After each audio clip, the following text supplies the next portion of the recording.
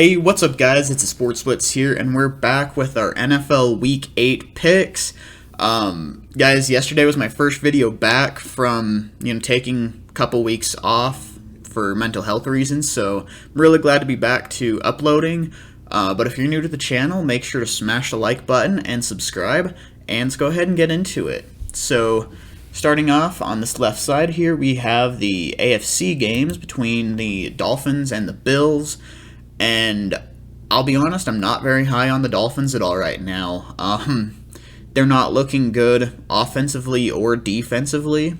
I think we all expected them to be pretty dang solid defensively this season, and they really just haven't been. I think Tua has played better than people give him credit for. I will say that much, but he's still not playing great, and I'll be honest, I very strongly expect the Dolphins to make a strong push to trade for Deshaun Watson before the trade deadline.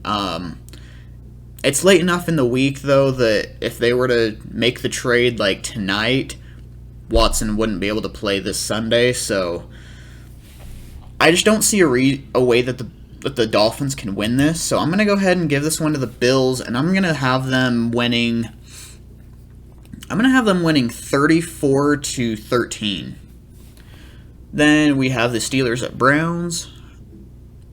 The Browns should be getting a little bit healthier here. They should have Nick Chubb and Baker Mayfield back, as well as it sounds like Odell will be fully healthy for this game. Looks like his shoulder isn't bothering him too much right now, so that should be good. Steelers have played pretty well their last few weeks, plus they are coming off a bye, so this should be a pretty competitive game, but I am still going to take the Browns here. I think they're just the better team right now. I'm going to go ahead and take the Browns with a 26-23 win. Then we have the Titans at Colts, and this is a tough one. The Colts have really stepped up the last few weeks. They've also had a really, really tough schedule up to this point, so I feel like they're a better team than even their schedule shows. Carson Wentz has been playing actually really well, so that's been good. The Titans, they weren't off to the hottest start, but their last few games have been very, very dominant. I would expect A.J. Brown to be fully healthy this game. Obviously, Derrick Henry is going to dominate. I don't think Julio Jones is really expected to play. If he does, he's not going to be at 100%. With this being in Indianapolis, I have this feeling that the Colts are going to pull it off. I think it'll be close. I think it'll actually be pretty high scoring. I have the Colts winning this 31-28. I think it's going to be a close game. Then we have the Bengals at the Jets. Jets will be without Zach Wilson. Their defense isn't looking good. Really nothing about this team is looking good right now. And I'll honestly say that it's disappointing. I thought the Jets were at least going to be competitive this year. I mean, I didn't think they were going to win a whole lot of games, but I thought they would at least be competitive in the games that they lose. I thought they'd keep them close. That hasn't been the case. And the Bengals have definitely overperformed. They've played very well. I'm going to take the Bengals here, and I'm going to have them winning. You know what? I think for the second week in a row, I think they're going to put a 40 burger on their team. I think they're going to win 41-10. I think it's going to be absolute domination against the Jets. 41-10. Then we have the Patriots at Chargers. I've been saying before, Herbert, in my opinion, is I think he's a top 5 MVP candidate. I don't get why so many people aren't giving him that credit. I think he's incredible. I really do. I think he'll struggle a little bit against this Patriots defense just because Bill Belichick is really like his defense is sneaky. Like it's not a defense that many teams are able to get past. He also switches it up quite a bit. I mean, really, the Patriots defense, he tends to run a lot of soft zone, but then the next week he'll switch it up and run man coverage, and you just never know what he's going to run. Like there's weeks that the Patriots defense looks amazing, and there's weeks that it looks just absolutely terrible. I think this is going to be a week that it looks pretty dang good. I still expect the Chargers to pull it off, though.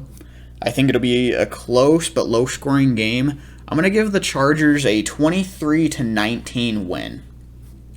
Then we have the AFC against NFC games. This one's pretty easy. I'm taking the Rams here. Texans haven't really been competitive at all the last few weeks. I know that Tyrod Taylor is practicing. I don't know if he's expected to play this Sunday, but I guess we'll find out. If they do have Tyrod Taylor, it'll be closer than with Davis Mills, but I'm predicting this game as if it were Davis Mills, and I'm going to go ahead and give the Rams a 37-13 win. Then we have the Jags at Seahawks. I've said before I have no confidence in the Jaguars or Urban Meyer.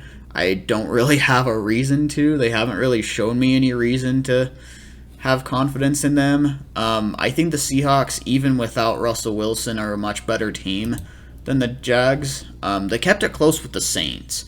So I'm going to have the Seahawks winning this 27-20. Then we have the Washington football team at the Denver Broncos. This one's tough. This one could definitely go either way.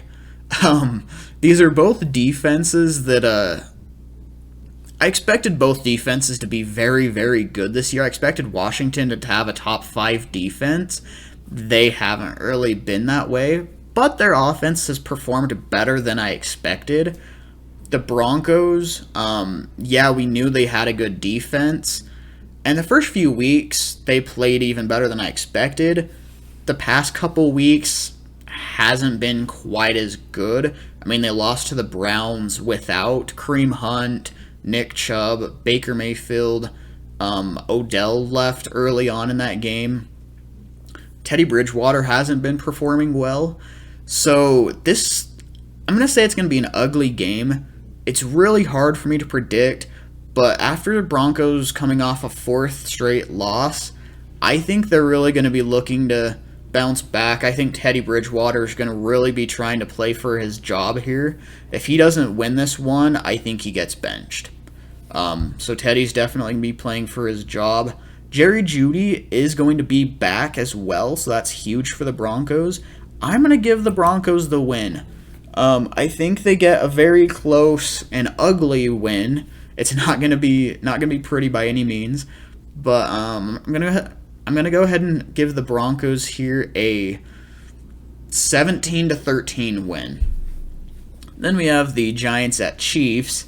Now, this one is actually interesting. So I believe. So the Giants are 2-5. The Chiefs are 3-4. Coming into the season, you would expect the Chiefs to just blow the Giants out of the water here. Giants in some games have overperformed, and some games they've greatly underperformed. They're very inconsistent, and I wouldn't call them like a great team, but I feel like Joe Judge can be sneaky good at times. I don't think people should really rule out Joe Judge as a good head coach. I still have confidence in him, and I'm not even a Giants fan. Meanwhile, the Chiefs have been struggling. That defense looks absolutely terrible. Probably the worst defense in the NFL, if we're being honest. The offense did struggle last week as well, but I don't think that's going to continue. But I do think this will be relatively close. I think between the Giants' stout defense and getting a few decent receivers back, I think they're going to keep it close. But I don't see a way that the Chiefs really fall to 3-5. Like they're still a decent team. Like I'm not going to say they're a top 5 team anymore.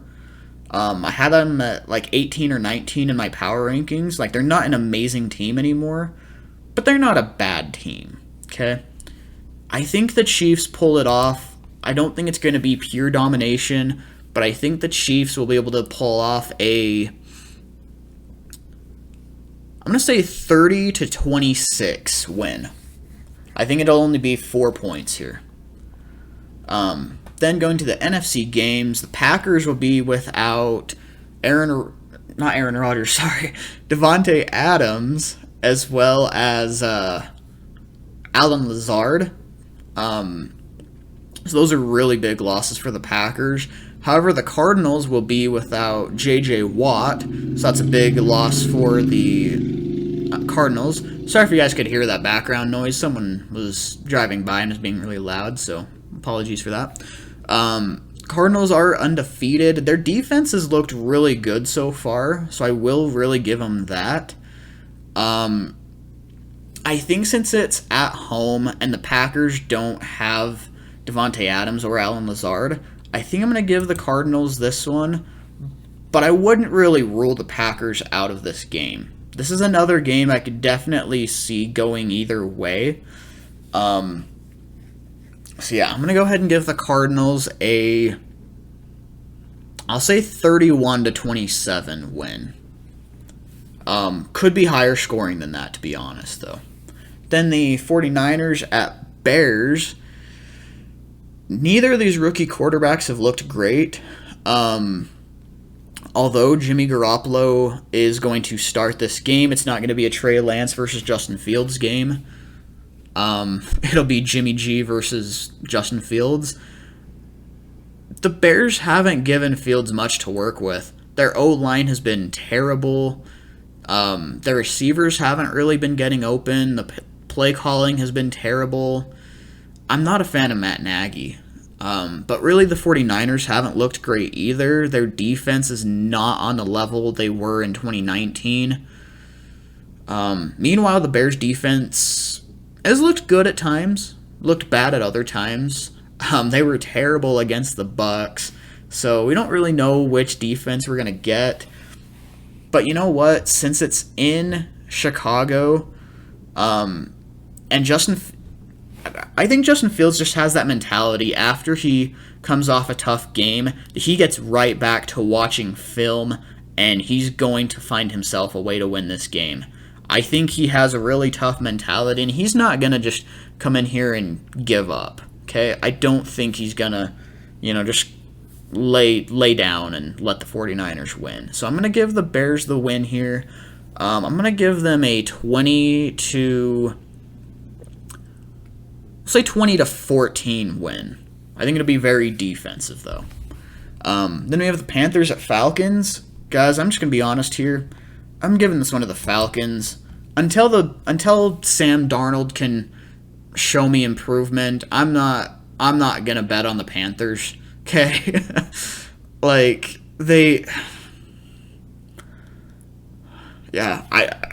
Honestly, I just want to move on from this one. I'm going to have the Falcons winning 22-16. Then we have the Eagles at Lions. I think this is where the Lions get their first win. Dan Campbell has these guys playing tough. They were really competitive in that Rams game, especially early on. I love Dan Campbell. He's honestly such a tough, disciplined coach. He's had his guys playing tough, staying competitive in nearly every game. Honestly, there's games that really the Lions deserve to win.